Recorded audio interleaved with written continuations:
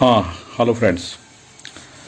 सबसे पहले आप सबों को बधाइयाँ, बहुत सारी बधाइयाँ आप लोगों को।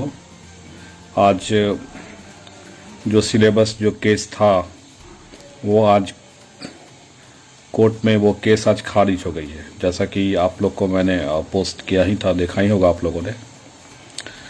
अब आप लोग पूछेगा इसके आगे अब क्या करना है। हाँ, बात सही है। अब इसके आगे अब क्या करना है ये तो अब एक प्रश्न है, और हम सबको मिलके आगे अब प्रयासरत होना है जल्द से जल्द बहाली के लिए, और उसके पहले रिज़ल्ट के लिए।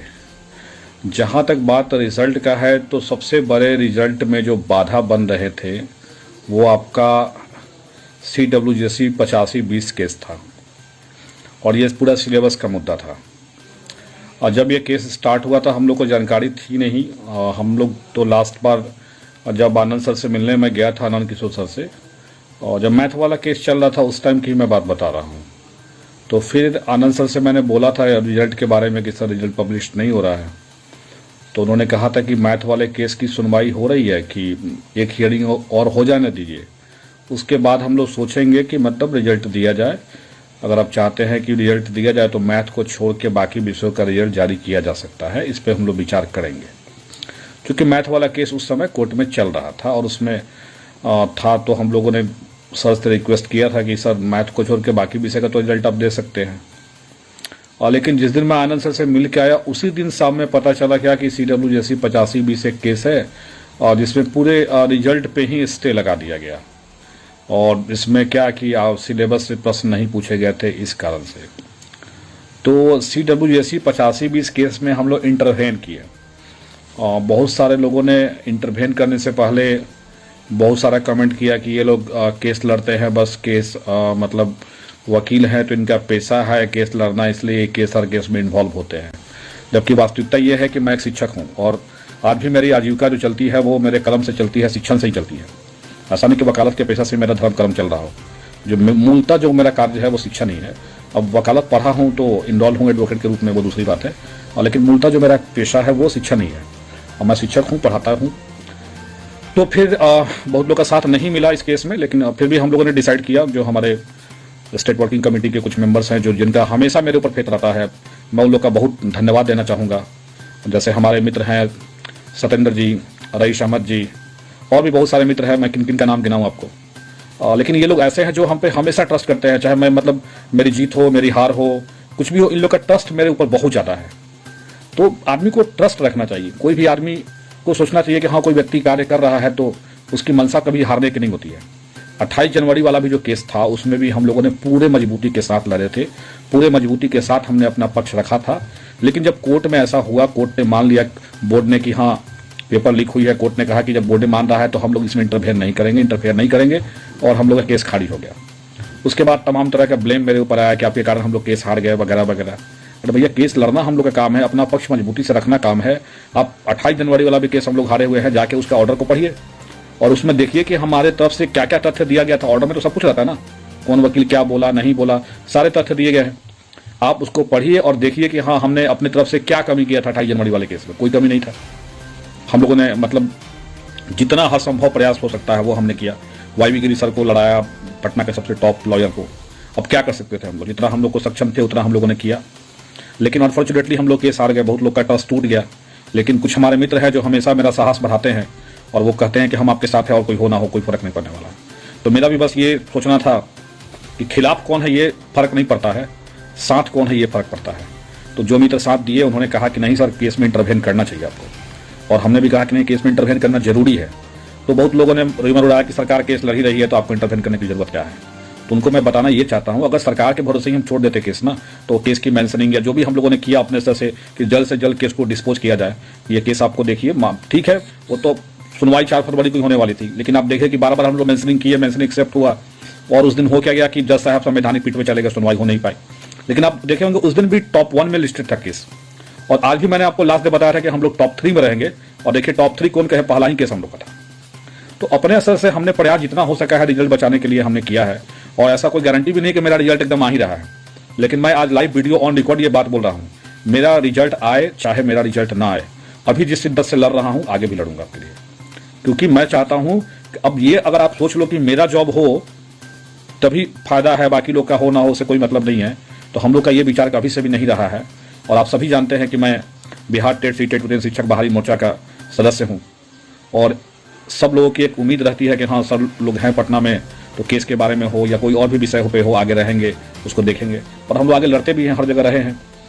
तो आज जो जीत हुई है वो जीत में एक कोर्ट को ये हम लोग को बस नज़र करना था कि भाई इतने सारे जो बच्चे हैं जो हर विषय के हम लोगों ने इंटरव्यूनर बनाया था, कि कोर्ट को लगे कि नहीं सारे बच्चे जो रिजल्ट जिनका आ रहा है वो चाहते हैं रिजल्ट आए और उनके अकॉर्डिंग टू सिलेबस सही है। आप कहोगे सिलेबस गलत था ये वगैरह वगैरह, उसी कारण से तो केस नीरज जी ने किया था, आप देखे ही होंगे आप लोग, और उसी के लाइट में बोर्ड ने 16 मई को एग्जाम रद्द किया था।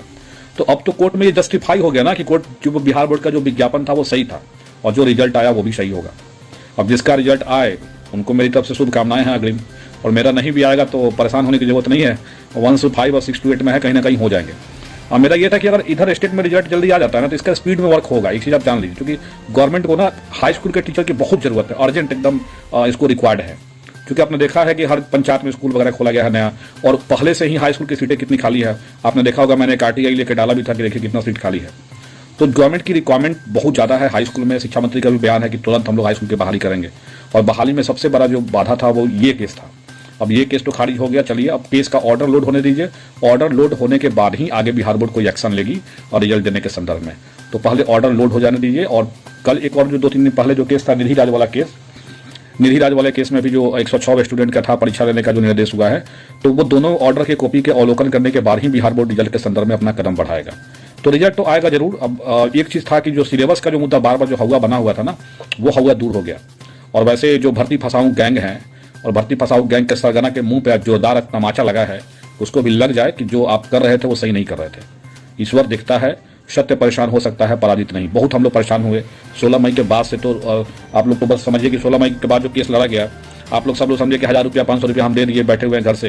लेकिन आप ये सोचिए कि 1500 लेने के बाद जो आदमी पटना में खुद से दौड़ रहा है, वो भी उस लॉकडाउन में। लॉकडाउन था पूरा, मतलब पटना बंद था, कैसे टाइपिंग करवाना है, कैसे उसकी ड्राफ्टिंग को कंप्लीट करवाना है, सारा चीज़ खुद दौड़ भाग करके मैं करवाता था। लेकिन अब अनफॉर्चुनेटली हार गया, किस्मत हमारी खराब थी, अच्छा की जो कहिए आप उसको।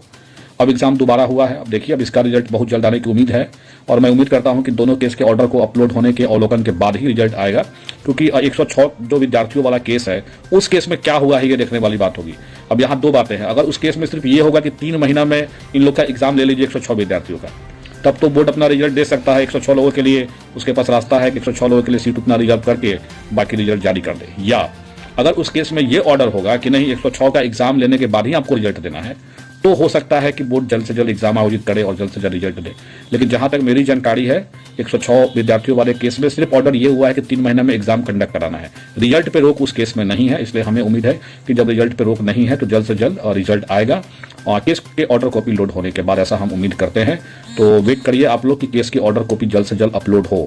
एक चीज और कहना है, आगे भी हम लोग को सजग रहना है। ऐसा नहीं कि हम लोग अब केस जीत गए और मतलब कि हम शांति से बैठ गए। रिजल्ट आने के बाद भी बहुत सारी बाधाएं हैं, बहुत सारी बाधाएं इन द सेंस कि हम लोग को तब भी ऑब्जर्व करता रहना पड़ेगा कि कौन व्यक्ति किस तरह का केस करता है रिजल्ट को फंसाने के लिए, आगे में भी कहीं कुछ हो।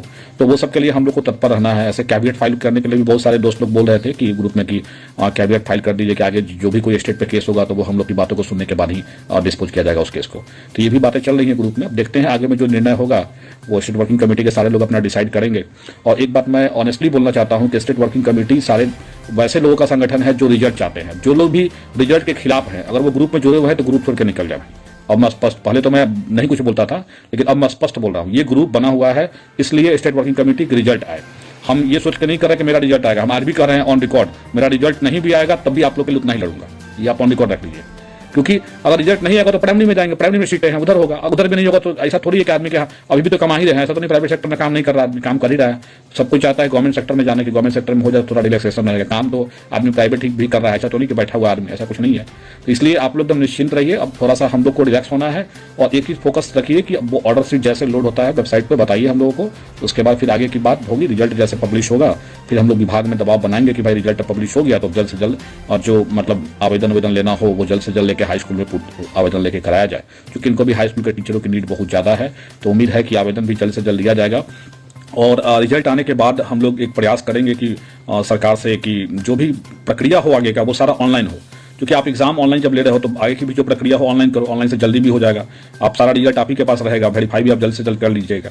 ठीक है, तो वेट किया जाए हम लोग रिजल्ट का, और उम्मीद करता हूं कि जैसे ही ऑर्डर कॉपी लोड होगा उसके अवलोकन के बाद अगर ऑर्डर कॉपी में कोई बाध्यता नहीं होगी रिजल्ट पे, तो उम्मीद करता हूं कि जल्द से जल्द रिजल्ट आ जाएगा। ठीक है, आप सबको कुछ शुभकामनाएं, और मेरी तरफ से अग्रिम शुभकामनाएं हैं कि रिजल्ट आप सबों का आए, और जो भी इस ग्रुप से जुड़े हुए हैं उन सबको बहुत बहुत धन्यवाद अपना समर्थन और प्यार देने के लिए।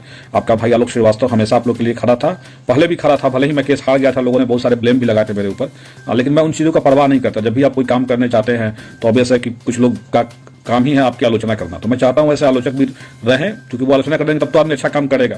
आज एक संतुष्टि बस मिली है कि बस जो बार बार जो लोग कोर्ट में चले जाते हैं सिलेबस नहीं है, सिलेबस नहीं है, सिलेबस नहीं है, तो लो भैया अब तो हो गया ना कोर्ट से।